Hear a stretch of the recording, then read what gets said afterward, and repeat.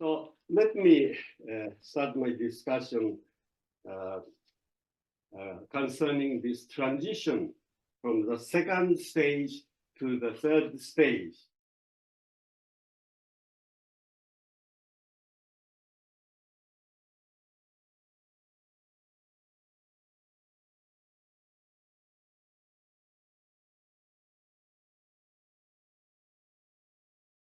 So Shinran's transition from the second stage to the third stage, we can say that he made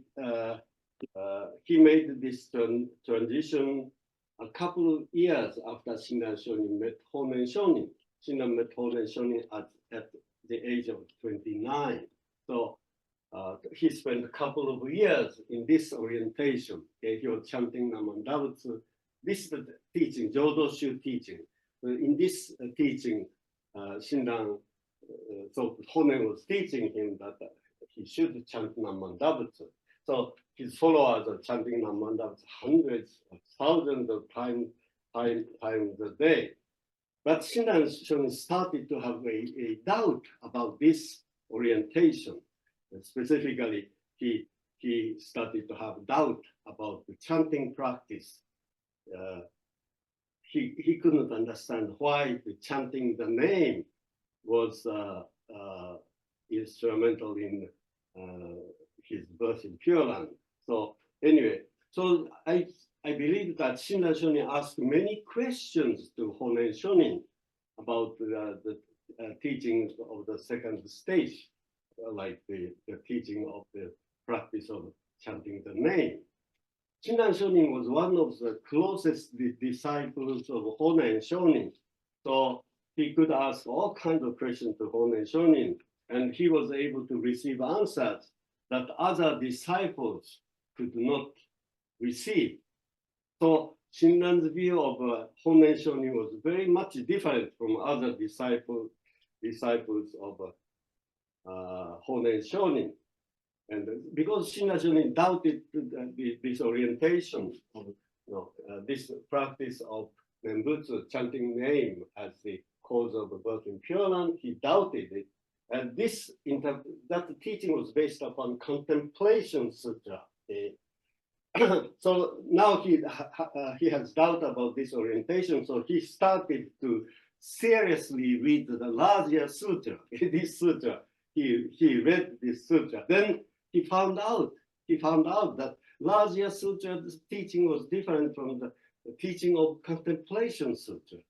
And larger sutra didn't say anything about chanting the name as a cause of liberation. Instead, the larger sutra said, hearing the name alone was important. So Shinran realized, wow, tremendous difference between these two types of Pure Land teachings. And now Shinran Shonin thought that he reached the conclusion that although the teaching of the second stage was generally considered the teaching of Honen Shonin, it was actually not the accurate representation of his teaching. And Shinran thought it was actually a shallow understanding of Honen's teaching. Shinran thought that Honen taught him the teaching of the third stage. Shinran claimed that the teaching of the third stage was the essence of Honen Shonin's teaching. So Shinran's view of Honen was very much different from that of other disciples of Honen. So in Shinran's mind, there are two Honens.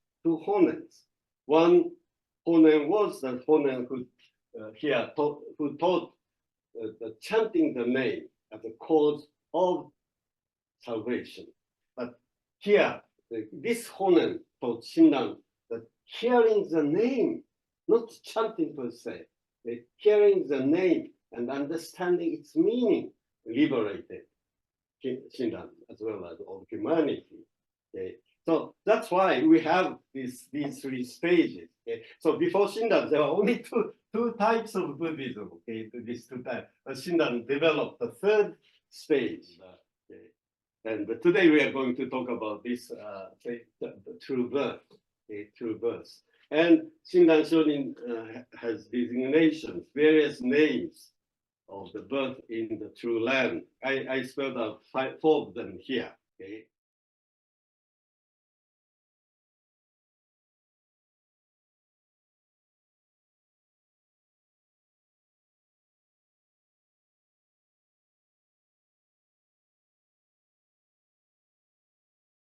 Shinran calls this true birth, the birth as described in the 18th vow. This is the birth in Pure Land here and now. Okay, here and now. Here, birth in Pure Land takes place after one dies. Yeah, after one dies.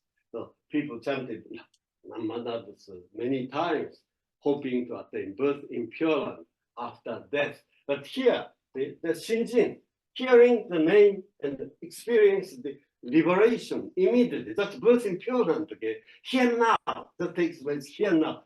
Considerable difference between these two types of birth. Okay? So the second name Shinran gives to the true birth is the birth in accordance with the larger sutra. Okay? This is a birth in accordance with the contemplation sutra, okay? Or Amida Sutra. And the third, birth that is inconceivable. Okay? And a transformative birth. Do you remember this was? You know, the scripture we read last week talks about two types of birth. Okay? This is the transformative birth. This is the womb-like birth. Okay? Womb-like birth. This is the transformative birth. True birth and transformative birth are the same thing. The provisional birth and womb-like birth are same. Okay. So anyway, that's all for introduction. Okay. Now let us study this three vow fulfillment passage. Okay.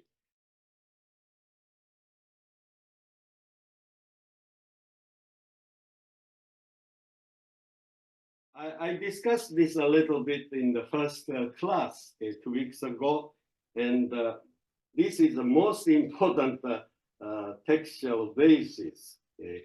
And fulfillment of three vows, these three vows, 17, 18, 11, 17, 18, 11. Okay? This is the core of Shinran Shonin's teaching.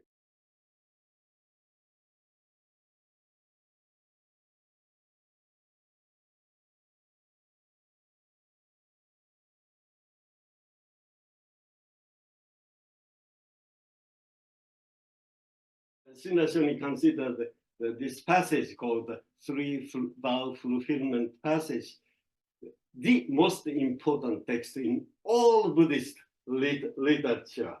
And it's not exaggeration to say that Shinran's entire doctrine is based upon this fulfillment of three vows, 17, 18, 11. Okay, and Shinran constructed his doctrine, Kyo, Gyo, Shin, Sho, on the basis of 17 and 18, 11 vow. Okay. Important thing is that Shinran wanted to say these three vows are already fulfilled.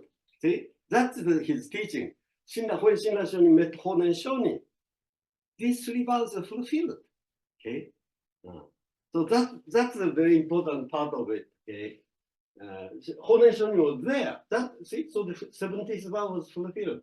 And Shinran already heard Honen speak. Shinran already heard Mandao said by Honen Shonin and understood its meaning. So 18th verse was fulfilled. And Shinran started to live such a powerful and creative life.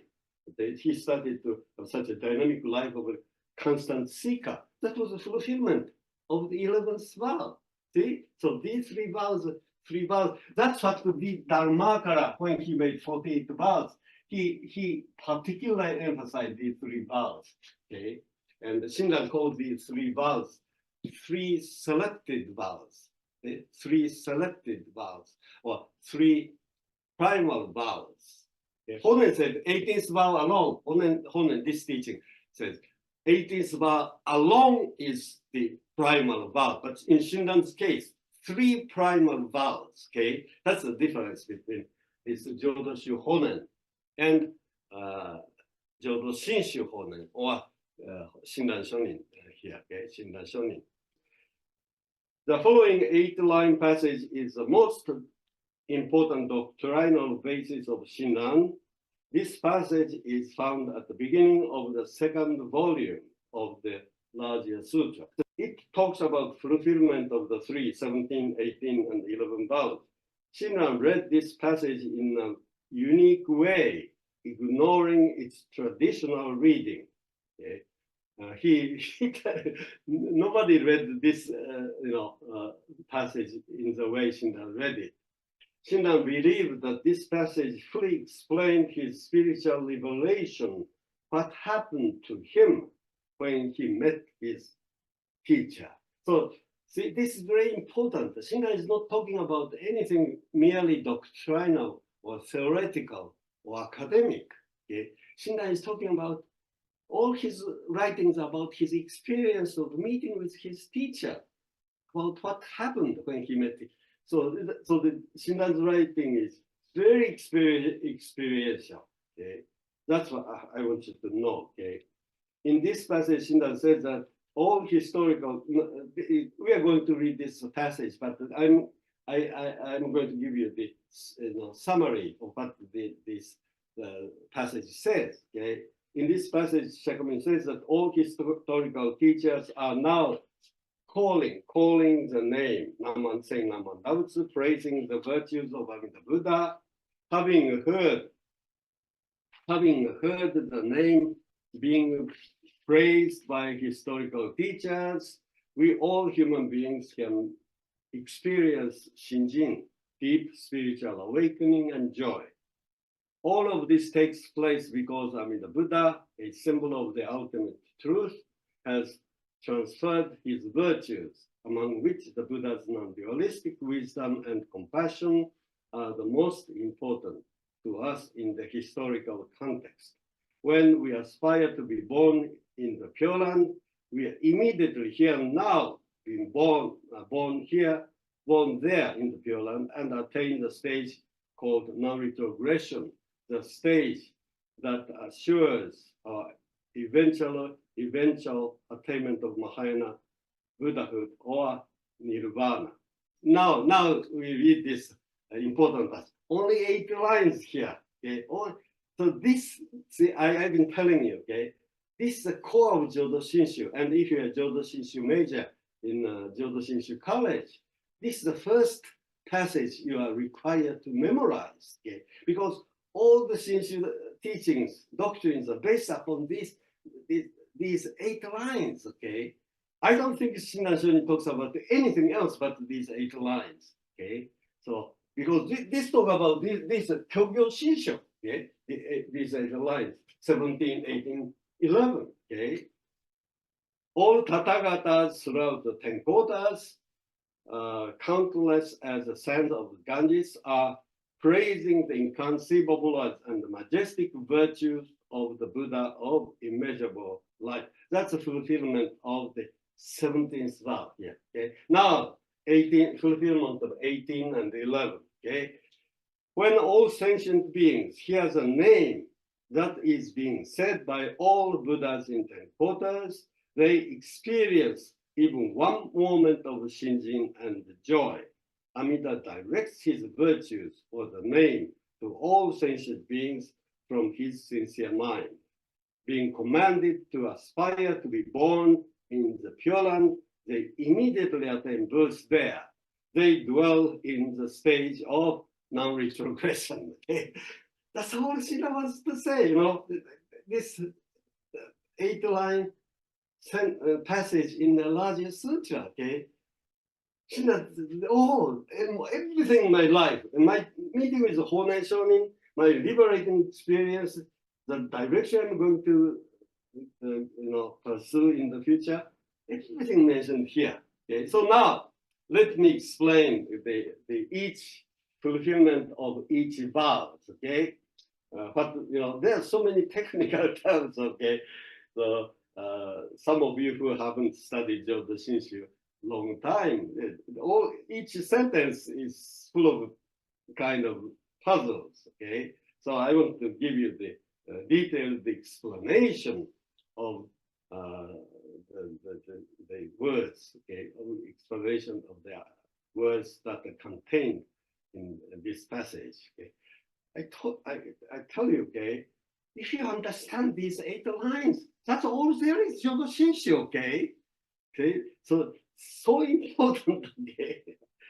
Okay, now fulfillment of 17th vow, realization of historical Buddha. 2 things are fulfilled here: the teachers and their calling voice or their words. Okay, so they are like this like historical teacher. Who are historical teachers?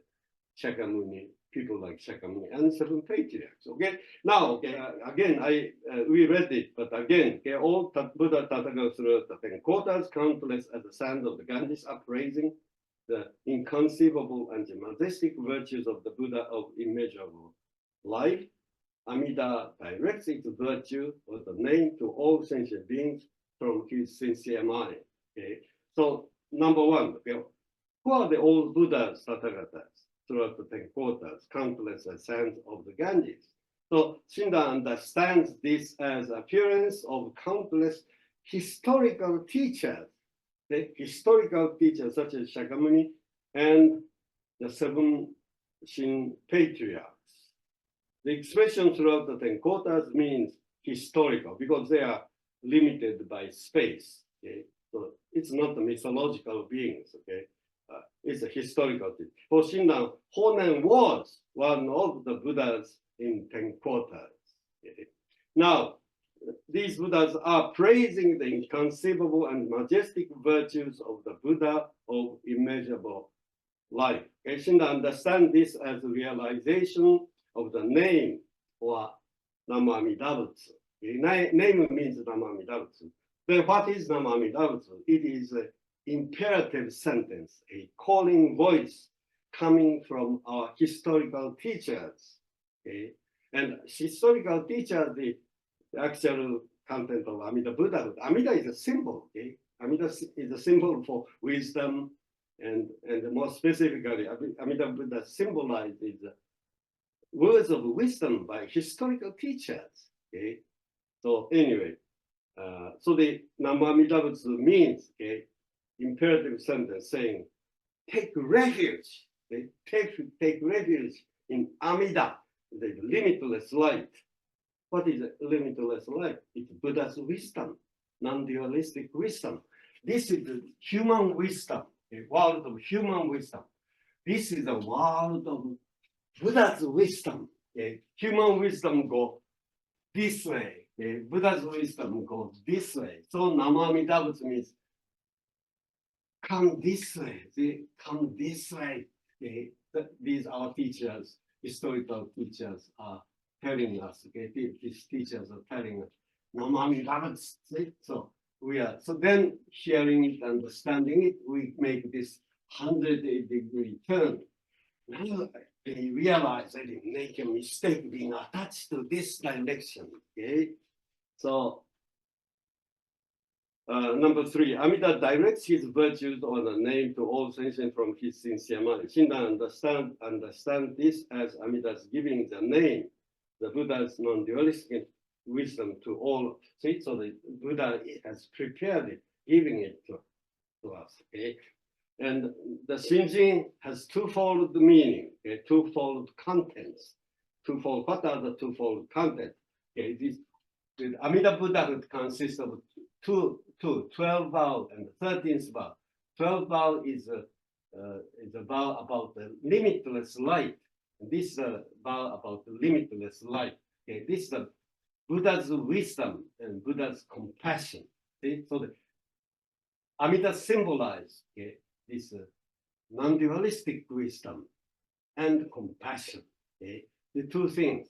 So here too, see, our teachers embody wisdom, Buddha's wisdom and Buddha's compassion. Okay? So come to Buddha's wisdom means come to Buddha's wisdom and compassion. Okay? this Buddhahood. Pure Land symbolizes these two. Wisdom, this is a world of wisdom and compassion. This is a person of wisdom and compassion. These name called Namandavati come to wisdom and compassion. So being shaken by this, so something comes out of us. This is the Shinjin awakening. This Shinjin awakening consists of wisdom and compassion too. Okay? So everything twofold the contents. Okay? This is very important. Okay. So anyway, now let's move to the next fulfillment. Okay. So the fulfillment of the 18th vow. Okay. Now the realization of the meeting, meeting with the historical teachers, okay, and hearing their calling voice. That's equivalent to taking medicine. And this starting a 180-degree turn in life. That's the start of recovery. Okay? This is direction of complete health. So taking medicine, so you receive this wisdom and compassion, and we go head toward the direction of the Dharma, being liberated from this world of attachment. We are attached to all kinds of fixed values. This is the world of fixed values. We are attached to values created by human thinking. Plus and minuses. Oh, I love plus values. I hate minus values. So we use plus values and create a type of Buddhahood, a type of Pure Land. We become attached to it, and we make this cocoon. We make this our kind of Pure Land, and we are attached to it, and we couldn't get out of it. See? This is the birth in the provisional Pure Land, called pure provisional, but we have to be liberated from it. See? So this passage is talking about how we could be liberated. See? So now, see, here, this text says, when all sentient beings hear the name that is being said by all Buddhas and ten Bodhas, they experience even one moment of shinjin and joy. Okay? So now, what do all sentient beings mean? This refers to all of us, deluded human beings. This expression also refers to those who are failures at traditional Buddhist practices. Yeah, so now these two types of people can still perform practices. There are many practices, but one practice here, one practice chanting the name.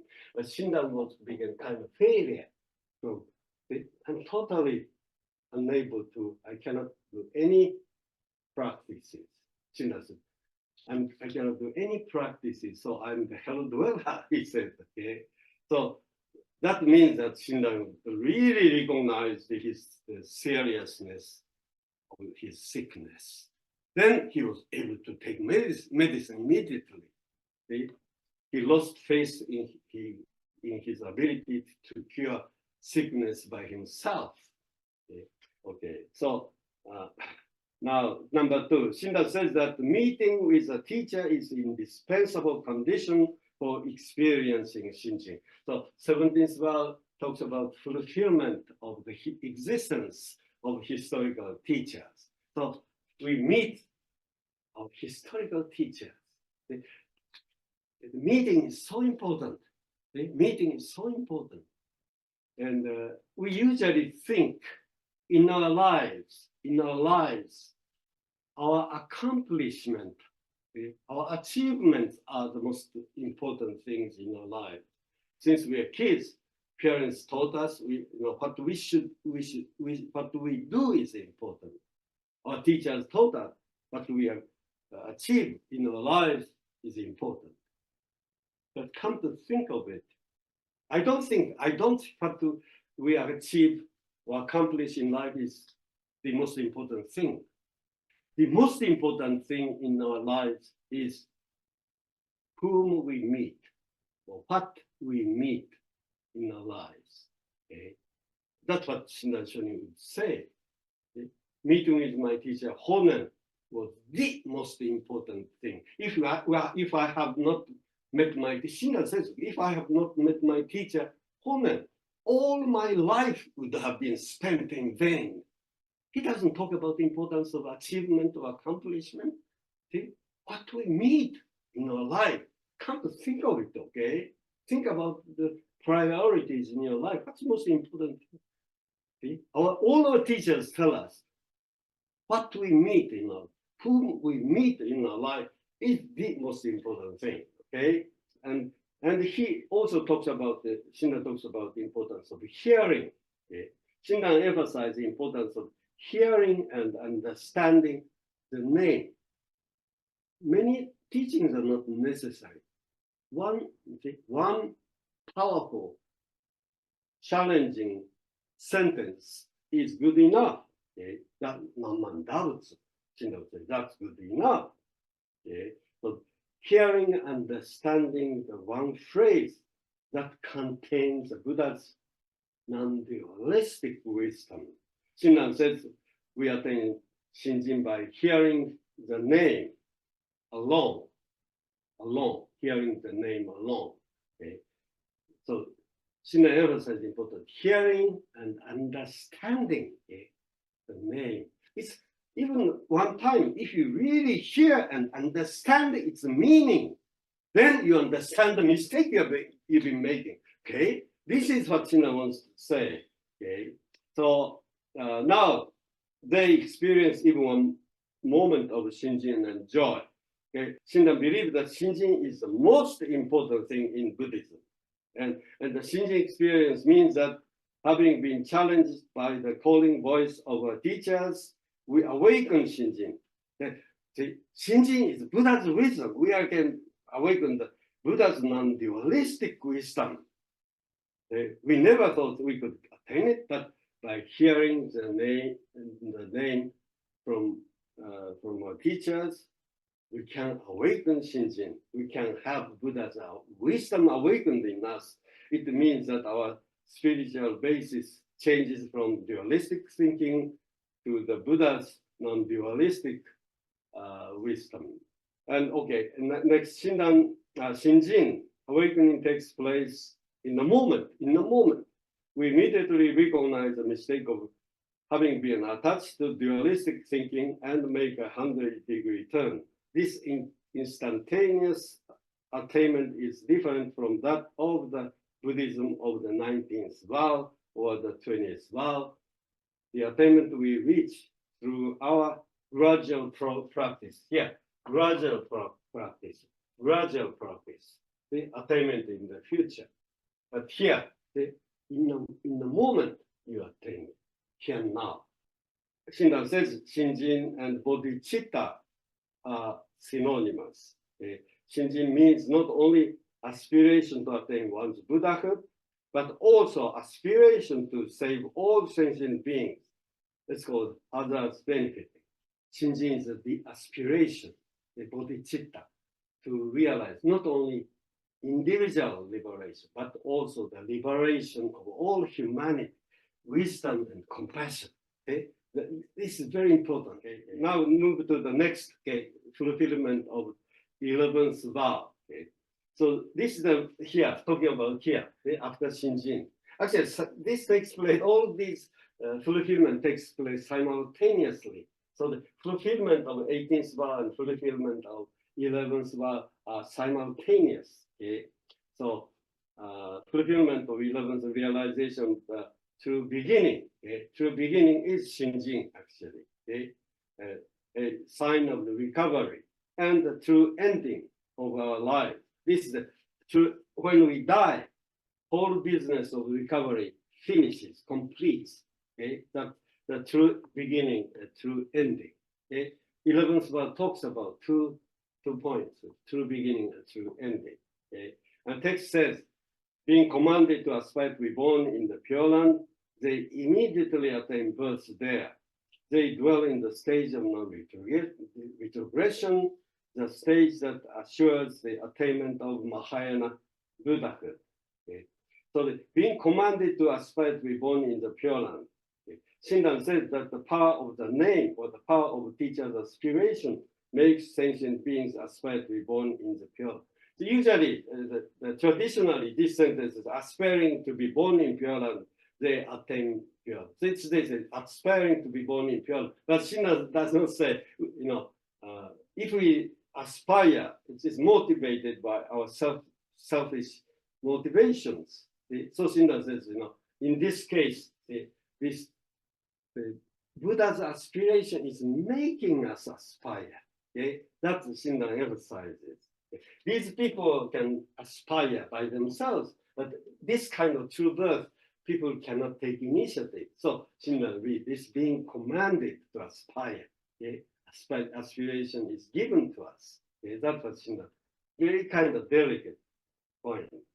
Okay, they immediately attain birth there. Shinran interprets this as meaning birth in the Pure Land here and now, at the moment of Shinjin. The moment he awakens Shinjin, we are immediately on the Pure Land. And what is Pure Land? What is a Pure Land? It's a sphere of Buddha's wisdom. So when Shinjin awakens in us, Shinjin awakens us, that means awakening of Buddha's wisdom in us. That means that we are being born in the world of Buddha's wisdom. Here, this is the world of wisdom. We are born into the, not after death, if wisdom awakens in us, we are already being born in the world of wisdom. The world of wisdom is called, symbolically called Pure Land. Don't imagine any kind of Pure Land, okay, some kind of geographical place. Buddhism doesn't talk about it. It's a symbol, okay? Amida is a symbol of wisdom, Buddha's wisdom. The Pure Land is a symbol for the sphere of Buddha's wisdom, okay? Only the wisdom liberates us, not a person, not a savior, okay? That I've been emphasizing, okay?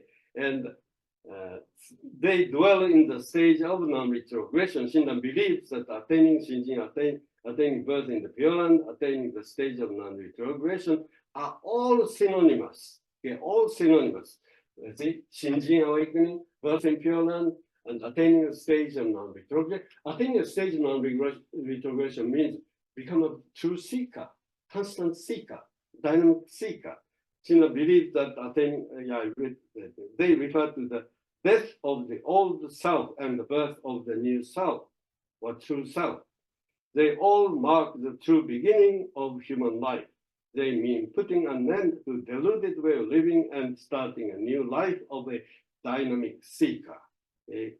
And Pure Land is a symbol of the place where you meet with wonderful teachers and Dharma friends. Okay? So the birth in Pure Land means you becoming participant in the Sangha, wonderful Sangha, because people there are passionate seekers.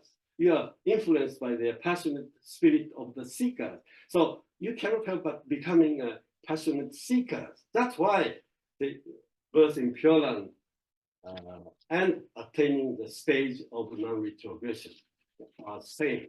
Attaining the stage of non-retrogression means you become a constant seeker, a passionate seeker of the Dharma.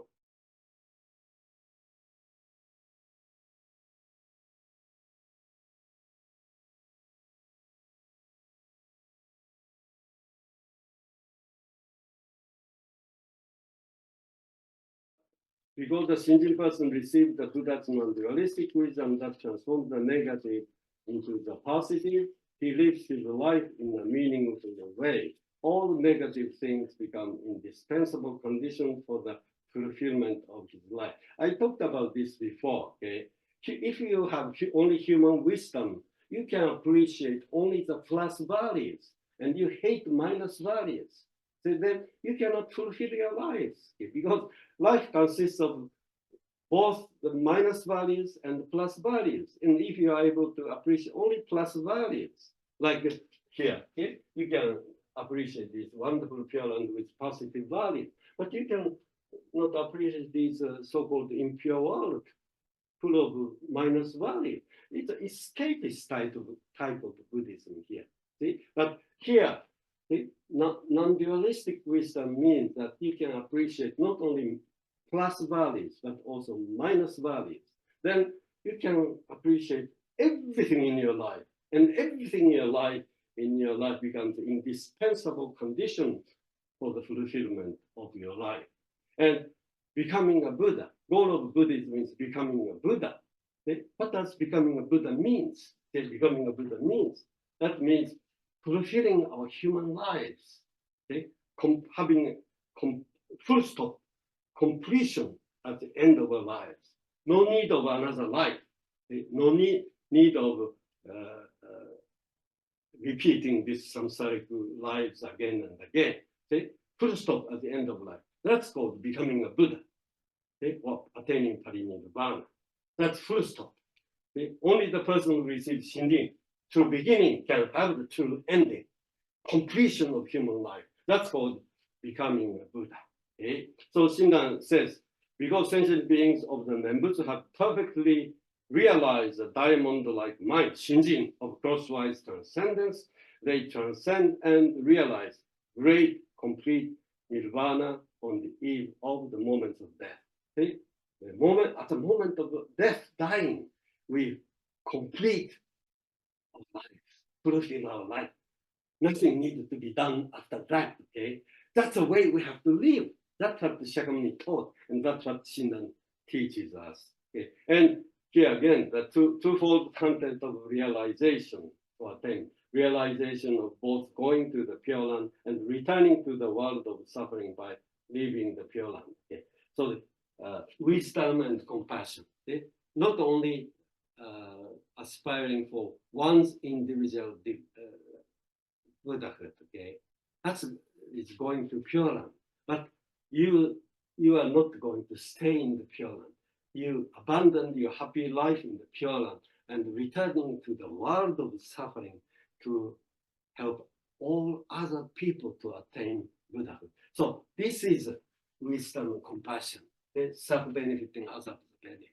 These people just seek for this one, going to Pure Land alone. But these people say going Pure Land is for one's own sake, okay, self-benefit. But now, after attaining birth in Pure Land, come back to the world of suffering to help other people to have Buddhahood. Okay? So that the wisdom and compassion, the two way. Okay? This is very important, and that's what I want to discuss in the remaining part of my lecture. Okay, twofold content of Buddhahood, twofold content of Shinji, twofold content of Namandaritsu. Okay.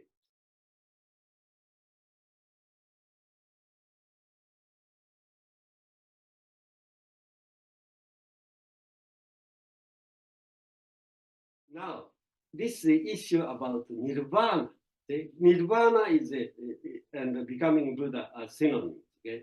Attaining nirvana or attaining Buddhahood are synonymous.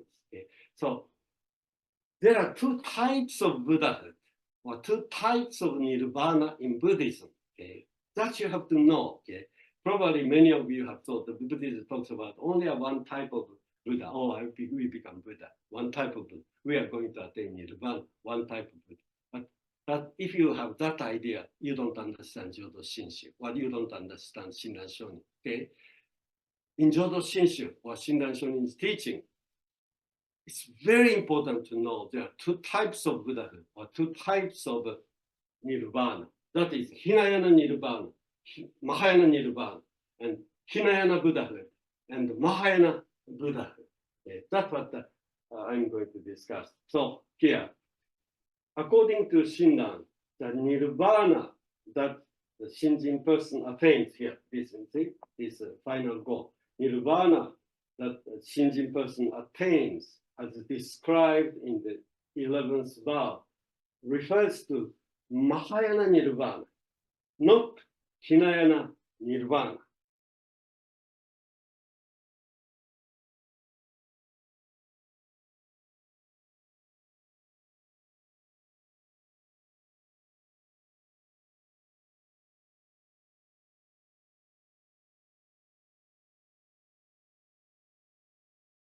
Two types of Buddhahood, okay? This static Buddha and the dynamic Buddha, Hinayana Buddha and Mahayana Buddha, okay? So there are two types of Buddhas, okay? So particularly Mahayana, these are kind of Mahayana teaching, okay? Mahayana Buddhist scholars say that we can see two types of Buddhahood. And particularly when we study the life of Shakyamuni, we can see two types of Buddhahood in Shakyamuni Buddha's life. The Mahayana Buddhist scholars say that Shakyamuni was one type of Buddha before he started to teach. And he was another type of Buddha after he started to teach. Before decision to speak, he was this type of Buddha, and after his decision to speak, he was this type of Buddha. So, what is this Shakyamuni's first Buddhahood? So here, leaving the world of samsara, this world of samsara, and actually this world of nirvana. The nirvana and samsara are opposite. This is a world of suffering. So all of us know that Shakyamuni left the world of human suffering and go to the world of nirvana. Here. Initially, this nirvana has a meaning of individual happiness. He sought individual happiness. So Buddhahood here is Hinayana Buddha, Hinayana Buddha. And this is called the Pratyeka Buddha here. It's translated as a Lona Buddha or individual Buddha. And typically this Buddha is sitting in meditation, being isolated from people. So this is a kind of image of Hinayana Buddha. This is a Buddha. See, this is symbolical. This is sitting Buddha. But this is after decision to speak, he stood up. So this is the image of a standing Buddha. Standing Buddha, standing up and leaving the world of peace and happiness. Nirvana's meaning of peace and happiness. So he is now leaving the world of peace and happiness, leaving the world of individual happiness and returning to the world of suffering. And this Buddha is a bodhisattva. When a person or Buddha works in the middle of suffering people, he is called a bodhisattva. So this person is not so much a Buddha as a bodhisattva now. Mahayana Buddha works as a bodhisattva, abandoning this world of individual happiness and seek this life in the midst of suffering people. As a bodhisattva, the Buddha kind of renounces his position as a Buddha and become a bodhisattva. We have bodhisattva dharmakara. When we read the story of bodhisattva dharmakara, we can say that bodhisattva dharmakara is this here. Actually, bodhisattva dharmakara is a Buddha becoming a bodhisattva. That is the way the larger sutra present dharmakara. Shinra Shunin believes that too. When Shinra Shunin talks about bodhisattva dharmakara, he doesn't just say he's a bodhisattva, but he says he's a bodhisattva whom a Buddha has become. That's the way Shinra talks about it. But anyway, if we think about the life of Shakyamuni, we can see two types of Buddhahood here, two types of Buddha. Sitting Buddha, sitting Buddha initially, he was a static Buddha initially, but after he made decision to speak, he stood up and he became dynamic Buddha and renounced his happiness, individual happiness, and became one of these regular suffering people. These are so Shakyamuni's life has these two aspects before decision to speak, after his decision to speak. So Mahayana teachers say this is very important. in the life of Shakyamuni, we can see two types of Buddhahood. And they say this is the basis for Mahayana Buddhism. Okay? Two types of Buddhahood, or two types of Nirvana. Two types of Nirvana. Okay? So now, in order to discuss the two types of Buddhahood that we can see in Shakyamuni, let us briefly discuss his life. His life. So after having renounced his ascetic practices, Shakyamuni meditated under the Bodhi tree, and he attained enlightenment at age 35. And tradition tells us that immediately before he attained enlightenment, he was meditating on the truth of conditional arising. Okay? And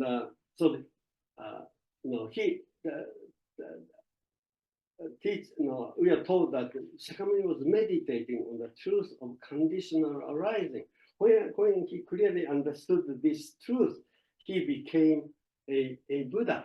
The truth of conditional arising means everything arises because of causes and conditions. Causes and conditions.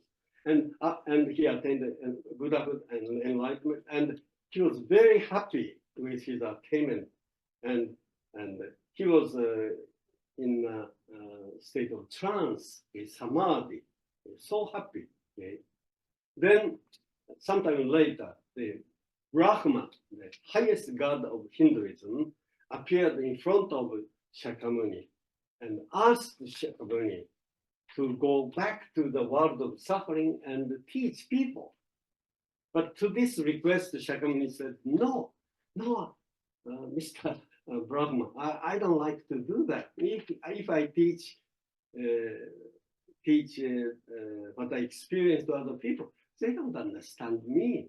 They will be rather confused. So I don't like to go back to the world of suffering and teach them, to teach people. He rejected Brahma's request. But sometime later, Shakyamuni changed his mind. And he stood up. He decided to teach. And he stood up and went back to the world of suffering. And then he engaged in teaching activities until he passed away, age 80. So at this point, Shakyamuni was, initially he was sitting Buddha, static Buddha. Okay. Then he suddenly stood up. A radical change took place. Then what are the causes for this change? Okay, and it's very important to know that Mahayana Buddhism talks about two types of wisdom. Okay? Two types of wisdom. Okay, or wisdom means understanding of the truth of conditional arising. Okay, conditional arising. Dharma means dharma of conditional arising. Things arise because the causes are conditions. They causes conditions. So that understanding that this truth is called wisdom. Okay? So let me talk about the two types of wisdom. Two types of wisdom Mahayana Buddhism talks about. Okay, and may sound a little difficult, but these two types of wisdom are the basis of two different types of Buddhahood. So in order to understand the meaning of this Buddhahood and this type of Buddhahood, we have to know, Buddhism talks about two types of wisdom. So it's very important. Here, I discussed two types of wisdom. This Buddha has gained basic wisdom. Okay, so the first Buddha has gained the basic wisdom. This is the understanding conditional arising as the truth of emptiness of the self. Okay, and the next section C. Okay, here third line. I'm sorry. C. Okay, in addition to basic wisdom, that's the first wisdom Buddha gains. Okay, so in addition to the first wisdom, that is basic wisdom, this Buddha gains the subsequently acquired wisdom. This is the second wisdom, understanding conditional arising as the truth of the oneness between the self and others. Okay? So two types of the basic wisdom and the subsequently acquired wisdom kind of sound a little difficult, but let me explain. Okay? This first wisdom, first wisdom is that initially, say, in the world of samsara, people believe in this self, something substantial, independent. Okay? We believe in this self. But Shakyamuni sat under the tree. Shakyamuni sat under the tree and meditated. So the basic question in Buddhism is, what am I? What is the self? Do I really have this self that I love? See? So this is a self-examination. Okay? So the Shakyamuni examined the self, and he gradually realized the importance of the truth of conditional arising. Okay? So the truth of conditional arising challenges Shakyamuni's view of the self as something substantial or permanent and independent. Okay? Permanent. We tend to think that there's some kind of unchanging self, a permanent self, or independent self. So the Shakyamuni really examined this. That's self-examination. And he started to gain insight into the truth of conditional arising. So now Shakyamuni realized his entire being, meaning his body and mind, was nothing but a collection of causes and conditions. See? This existence, this everything conditionally arisen. Everything consists of causes and conditions. So he examined the body, and he realized that the body consisted of myriads of causes and conditions. This body consists of air, water, and all the things, all kinds of things we have eaten. All kinds of things outside this body happen to be assembled here. They come together here and form this body. Apart from myriad conditions, there's nothing to be called his body. His body could not exist, Shakyamuni's body could not exist even for a few minutes if air or the heat of sun had not existed. Okay? So that he realized immediately, the body has nothing permanent or independent, causes conditions for me. And he also realized that his mind was nothing but a collection of myriad causes and conditions. For example, mind consists of myriads of ideas, opinions, that are given to him, given to Shakyamuni by the people he had met in his life. If those people had not existed, his mind could not have existed. So he realized that numerous things and people were forming his body and mind. Apart from this conditional truth, there's nothing substantial, nothing independent or permanent in his body and mind. So he realized that the self that he had cherished was actually empty of substance. So the foolishness of being attached to such thing called the self. This way he was liberated from self-attachment, so nothing to be attached to. He saw the folly of being attached to the self. So this insight is wisdom. Okay? This wisdom means insight into the emptiness of the self. That is called the basic wisdom. This is the basic. See, now because of this, he thought also it exists, but the more insight into he had into this million things, body and mind, this, then what he considered substantial and independent doesn't exist. It's zero, the empty, zero, emptiness, emptiness. The self is empty, empty. This is called basic wisdom, basic wisdom. See, so this, he was liberated from that self-attachment. See, and he realized all my sufferings here are caused by my attachment to the self. Now I understood the emptiness of the self. I have no longer self-attachment. So he was liberated from the suffering. So he was so happy.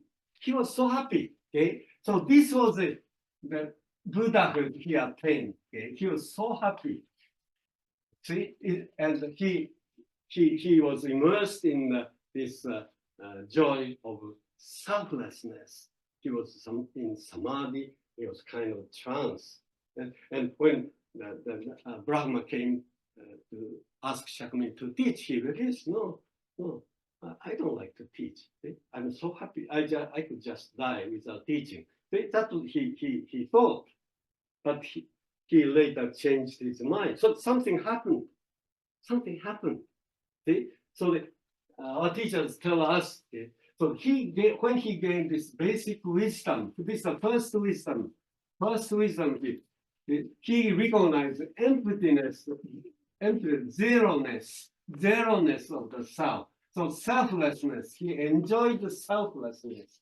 Okay. If he had this wisdom alone, okay, he just died without teaching. Then he was a Hinayana Buddha. He was a loner Buddha. We cannot call him Mahayana Buddha. See? He could have, if he just, as he said, I don't like to teach, and he just was happy with his individual happiness, individual attainment, and died, then he was just Hinayana Buddha, Prachika Buddha, loner Buddha. He attained only Hinayana Nirvana. But fortunately, we know he didn't die without teaching. Suddenly he decided to teach. Something happened to him. Then what happened to him? What made him change his mind? And teachers tell us another second wisdom. It's called subsequently acquired wisdom. This wisdom is called prajna wisdom. These are 6 items in the 6 parameters. This prajna wisdom, that's called basic wisdom. But second wisdom is called jnana. This is another wisdom. Okay? This is a wisdom. And then this, further he deepened his understanding of the wisdom, okay? And he understood this, gained this wisdom. Then what is this wisdom? Okay, this wisdom is that he realized the emptiness of the self, okay? Emptiness of the self. Okay, so he was so happy, and he was liberated from self-attachment. Okay, that was the content of the static Buddha, Hinayana Buddha. But now he realized, okay, come to think of it, what am I? This self, so this is the zero self, emptiness self. But come to think of it, self does exist. And this self exists as a collection of myriads of conditions. Okay? This empty, he also, this is empty, that's zero. This self is negated, but now he realized this self, true self, actually, self does exist. This wrong self is empty, is negated, but this true self does exist This self consists of myriads of conditions, myriad conditions. Because of this truth of conditional arising, this was negated. But now, because of this truth, I mean the conditional arising, he came to see himself as something very rich. See? Wrong self is denied, but true self is affirmed. This self is a self that consists of myriads of things. As I told you, our body and mind consists of all kinds of causes, conditions that exist outside us. See? So the Shakyamuni come to realize that this self and all things outside us are one, cannot be separate. They are me. They are me. All things, see, body, this body is nothing but a whole bunch of things outside existence. And what is in my mind? See, in my mind consists of all the ideas and the concepts and opinions and the feelings, suffering and joy of all humanity. So they are in everything is in me. So this self doesn't exist, not as an independent substantial thing. That was negated here. But now you could see the self as it is, as a collection of. So now he can no longer consider that the people outside the self were not separate entities, not separate entities. They now he realized that they are me and I am they. See? So when he realized this, he thought that there's something wrong. There was something wrong with just being immersed in the joy of individual attainment. When he understood this, he could no longer sit still in the world of individual happiness. He could not help standing up and going into the world of suffering people. He could not help identify, he could not help but identify himself with all suffering people. He could no longer just sit still, and he could not help engaging in the activities of learning from people and sharing his ideas with other people. So he realized that there cannot be something called individual happiness or individual liberation unless all humanity become liberated. There cannot be his liberation because his self and all humanity, all sentient beings are the same. So this self, all sentient beings are the content of the self. I am they are me. See? This is the new self he discovered. So he couldn't just enjoy his individual happiness and sit still. And he stood up and went back to the world of this. See? So that's the difference. See? This is the Hinayana Buddhahood. See? Hinayana Buddhahood. Now, the same truth of conditional arising taught Shakyamuni the emptiness of the wrong self. And because of the same truth of conditional arising, he discovered the true self that is a collection of all sentient beings. Self are they are me. That kind of self was discovered. So he couldn't just sit still. See? So their liberation is their Buddhahood is my liberation, my Buddhahood. So he just stood up. And so in this way, this wisdom, prajna wisdom, the basic wisdom was affected, but basic wisdom alone makes Shakyamuni a static Buddha, Hinayana Buddha, Hinayana attain, Hinayana nirvana, okay? But by gaining deeper or another wisdom, in addition to this, okay, that's called subsequently acquired.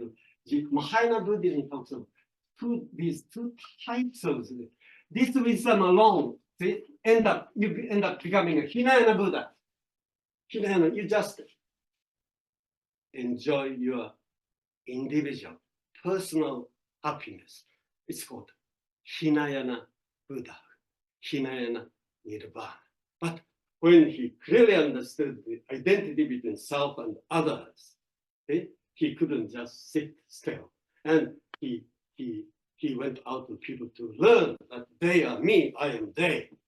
Total oneness. And so this wisdom is called compassion. Compassion. Compassion. So if this wisdom alone, people become Hinayana Buddha. Okay? This is deepened, and see, we have this second wisdom called subsequently acquired wisdom. Then we go back to this world, okay? Return to this world of suffering, identify oneself with the suffering people, learning from them, okay? Worshipping them as Buddhas and learning from sharing ideas with them, okay? Total identity with the self and other. This wisdom is called compassion. Compassion. This is self-benefiting, others benefiting. This is called wisdom. Because of wisdom, this Buddha cannot stay in samsara. Because of wisdom, leaves samsara. And because of compassion, or subsequently wisdom, they abandon this nirvana and return to this samsara. Okay? So this is the wisdom and compassion. This is one wisdom, second wisdom. Second wisdom is compassion, is self-benefiting, others benefit. This is what Dharmakara symbolizes. Okay, Dharmakara. Okay, so now I want to discuss why this is so important. Okay? Two types of Buddha, two types of Nirvana. Why is it so important? Because Shinran identified this. Okay? This Buddha, okay, like birth, like birth. He identifies this with this, and this birth through birth into this with this. This is Hinayana Nirvana is here, just enjoying this like making your kind of pure land, happy place. You have your happiness, individual happiness here. Everything you're tied. You have this cocoon. You're trapped by the ideas you create. This and this provisional birth are same. And being liberated from this individual happiness and going back here. That is the content of true birth. True birth, you understand? This is so important as far as Shinran's teaching concerned. Shinran talk about this is one type of birth, like like birth, totally secluded, contained in the cocoon. Happy because you attained your kind of attainment, your kind of happiness, but so self-centered. Hinayana. So Shinran said, this is Hinayana. How can we be liberated? How can we be liberated from this danger of becoming a Hinayana Buddha, attaining Hinayana Nirvana? See? And for that, this second wisdom. This is the spirit of Dharmakara. Dharmakara symbolizes Dharmakara, this limitless light, limitless wisdom, limitless compassion. Eternally, you never stay this side or that side. Mahayana Nirvana, this is a Hinayana Nirvana has this dwelling. That Mahayana Nirvana is called. Okay, this is Mahayana Nirvana. It's called no dwelling.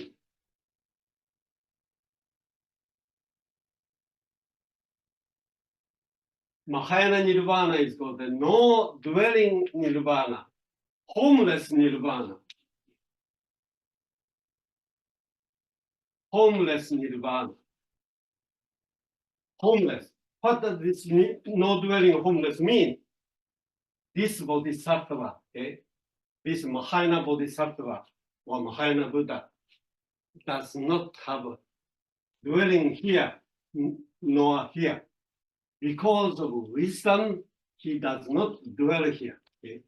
Because of compassion, he does not dwell here. So eternally, okay?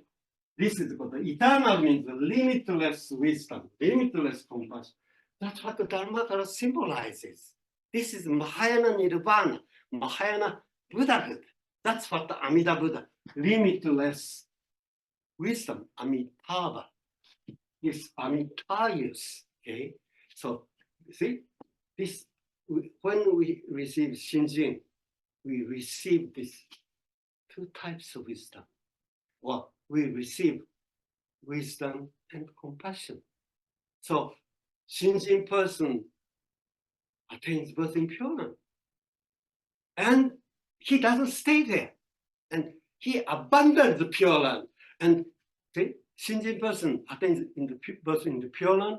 He doesn't stay there. And he wants to abandon the Pure Land. And he wants to be born in the world of suffering, world of samsara. That's what the Dharmakara symbolizes. Shinjin is Dharmakara.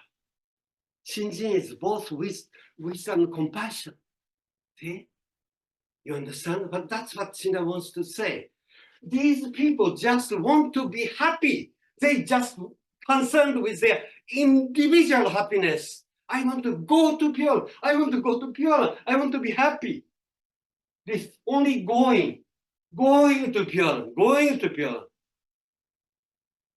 Is it different from, any different from this? It's a Hinayana. They're seeking their individual Buddhahood, individual happiness. That's why Shinra said something wrong with this 19th vow type of people in my 20. See? And they would end up in the womb-like palace, womb-like birth, born into the nice and comfortable world of happiness. Isn't that Hinayana Buddhahood? Or isn't that Hinayana Nirvana? Having a dwelling. Mahayana Nirvana is no dwelling, homeless Nirvana. That means Bodhisattva does not stay here, okay? Because of wisdom, this word limitless is important. See, limitlessly seeking wisdom, limitlessly seeking compassion, limitless wisdom. See, this is the eternal practice. Never have grab at anything. Okay. Anyway, this is what I want to discuss because so important. Okay? Without talking about this going aspect and returning aspect, wisdom aspect and compassion aspect, self-benefiting aspect and others benefiting us. Okay? In this true self-benefiting and others benefiting are the same thing. These are two sides of the same coin. Okay? Not because I, okay, true self, I, content are the all sentient beings are myself. Myself is all sentient beings. See? What does 18th vow says? 18th vow says, unless all sentient beings become the Buddhas, I want to become a Buddha. Unless all sentient beings become Buddhas, I don't become a Buddha. In other words, he's saying, unless all sentient beings become happy, I want to become happy. What does it mean?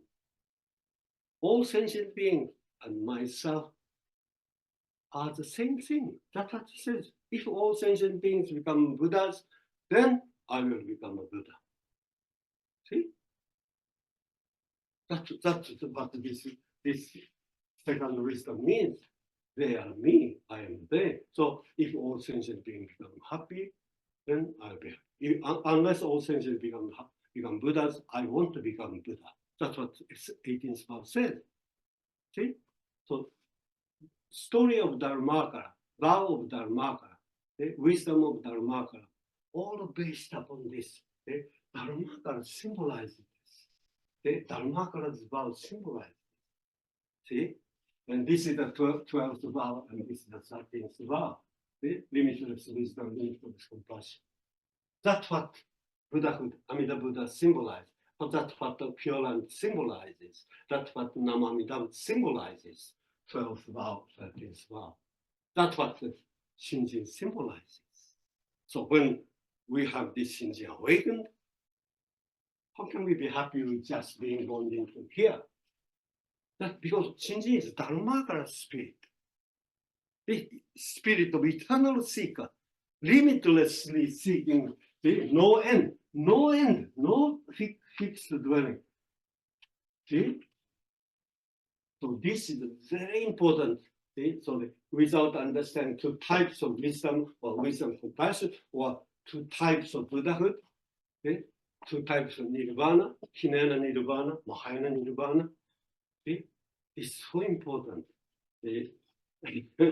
I told you it's not an easy topic, okay? Some of you never listened to this, but what's the difference between Mahayana and Hinayana? It's a very important topic. Okay? Larger Sutra is a Mahayana Sutra, talking about the importance of Mahayana teaching. That is different from Hinayana teaching. Okay? Shinran's teaching is Mahayana teaching. Jodo Shinshu is Mahayana teaching. Nembutsu Shinjin are Mahayana teachings. Okay, then you understand why Shinran criticized these two types of provisional. What provisional birth means? Just one way, seeking individual happiness, self-benefit. Where is Mahayana? Others benefit. Okay, anyway, I'm so happy because I talked about this. It's easier now. It makes my job easier when we talk about the last part 4. We talk about this true birth. Okay, well, I will explain the meaning of the true Pure Land. Okay, true pure. This is the provisional. If you are born in true Pure Land, you are not allowed to stay there. Amida Buddha tell you, now you come to true Pure Land. So this is a place you learn to live here. This is not a place for you to stay. No, this is a place where you learn to leave this place and go back to the world of suffering. You must go back to the world of suffering. That's the best place for you to seek the Dharma. See? So now we are going to talk about the meaning of the true Pure Land. I'm sorry, I went over 20 minutes, and so okay. But anyway, that's all I wanted to say. Okay, let me finish my part of my lecture. Okay, Namandaritsu, Namandaritsu, Namandaritsu.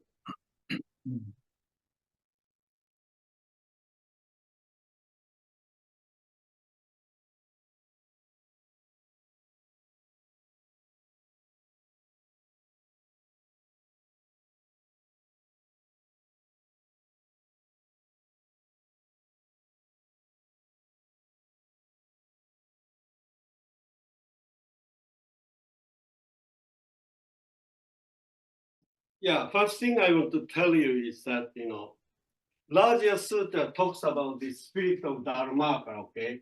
So what the larger sutra teaches us, or Shinran Shonin teaches us, is that everything, the wisdom and compassion, this is contained in one phrase, okay? So the only thing necessary for us is listen to the name that says, come to the Buddha's wisdom. Two types of wisdom will come to wisdom and compassion. Okay. So we always think, I talk about this, maybe my explanation was not fully explained, and it was not full. So you may understand, but the larger sutra teaching, or Shinran teaching is that we don't have to take up these practices. Okay? That's not what I'm saying. Okay? So the only thing necessary that Shinran teaches us is that we hear and understand the meaning of Buddha's wisdom. Okay, that I've been telling you. So if we use the word practice in Jodo Shinshu, okay, practice in Jodo, that's just hearing the one phrase, imperative sentence, come to the Buddha's two types of wisdom, or wisdom and compassion. Okay, that's all necessary. Okay, if you think you have to take up practices, then you are to identify yourself with the practitioner. Shinda said, no practice is necessary. Okay? Then you may say, how come? Sensei, you talked about these practices, but you see, what Shinda is saying is that if you really understand two types of wisdom, without moving even a step from where you are, you have total new idea, new view of yourself and others. See? See? So it's a matter of the wisdom, receiving wisdom. This wisdom, okay, just understanding it. That's all you are required. Okay? You don't have to go out to do all these things. Okay? You may be lying in bed. It's okay. Perfectly you can receive these two types of wisdom. And so far you've been hating, hating minuses, all kinds of bad things happen to your life. And now you have totally new view because of this wisdom. Wisdom makes you have totally new perspective. You can appreciate not only good things, but all the negative things you hated. See, that's what we are talking about. Okay? Understanding, don't underestimate this understanding wisdom. Okay? Plus, like insight, moment of this insight could change whole thing. That's what we are talking about. Okay? And important thing is that either way, this Buddhism teaches us or teaches you to be liberated from all kinds of hang-ups, attached values you cherish. Okay? Because all our fixed values are created by dualistic things. We are liberated from. So we become a seeker. Don't you think it's so wonderful? We are liberated from all kinds of isms, and opinions, assertions. And that's what true Buddhism doesn't give you anything. True Buddhism deprives you all the things you've been cherished because of these cherished plus values. You are binding yourself up, and you've been making all kinds of difficulty by yourself. See, the only thing Buddhism accomplishes in you is to make a perfect seeker who doesn't have any possession. See? No mental possession. No fixed concepts, ideas that time. Even your idea of being a Buddhist is challenged and negated by Buddhist teaching, okay? You have totally become ordinary person, common person, but you are a seeker. Okay? Dharmakara symbolized Shinjin person is a Dharmakara person. Dharmakara spirit is a free spirit. You can learn from everything, everybody, without any prejudice. That's the goal of Buddhism, okay? The goal of Buddhism, ultimate goal of Buddhism is becoming a perfect student. Buddha is a student. Buddha said, I have nothing to teach. See? How can I have something to teach? Because nothing stays same, nothing is fixed. Everything is change, constant flow of life. Everything is changing. We just become one with this universal flow of life. That means we become dynamic movement. See? Don't you think it's so wonderful?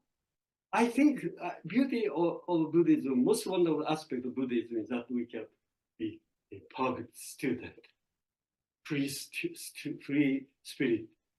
I think, you say, how come Sensei talking about no dwelling, nothing to possess, no isms, no opinions? Yes, Buddhism. All our great teachers, listen to Dogen Shinran or Shakyamuni himself. They all say, nothing. I don't have any. I'm a foolish, ordinary person. But look at Shinran, how great a seeker he was. constantly listening and learning from all kinds of teachers. Shakyamuni was saying, okay, forget about this image as a Shakyamuni as a teacher or something. Shakyamuni himself said, I'm a student, I'm nothing to teach. How can you now have ideas to teach? Everything is movement. The only thing I can become is continuous seeking. Okay? Dharma is continuous flow. So our becoming continuous flow is becoming continuous seeker. We have so many things, okay? And we feel that the, happiness or security of life exists in becoming established in some kind of position or having some kind of view, opinion, firm opinion. Totally opposite of what Shakyamuni teaches, okay? All views are deluded views. No view is the right view. Okay? All views are deluded views. No view is the right view because true seeker doesn't have any view. Okay? Sounds very radical, probably sounds very radical, and some you may even think this is very nihilistic, and many people thought Shakyamuni or the Buddhists were nihilistic, but the greatest, most meaningful, most rich and fulfilling way of living is just become a student, nothing else. That's what I'm studying. That's why I appreciate Buddhism, because Buddhism doesn't give me any opinion, any assertion. Okay? But for some people who have feel security in their grabbing at something, having something established, the Buddhism is totally opposite way. Opposite way. And, may sound radical, but believe me, that's what our teachers teach us. Any other questions? Thank you, Sensei.